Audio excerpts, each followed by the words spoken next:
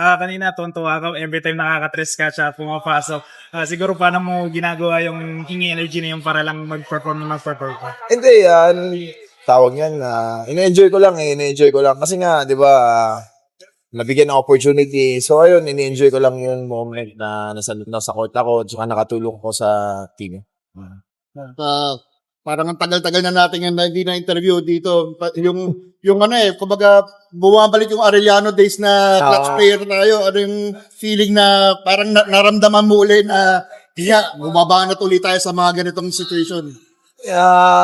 Ganun talaga. Tawag nito, ganun talaga every time na trabaho to eh. I mean, iba naman yung sa college, ano pa tayo. Dito kasi trabaho to eh, kailangan may responsibility ka talaga po. Ginamit ka, kailangan bigay mo talaga yung best mo eh. Kasi nga, trabaho to eh. So ayun, buti at nakapag ano naman tayo, kahit pa paano nakapag-perform. Ang galing ni Pinto! Eh, kanina nakapantay mo rin si Mikey.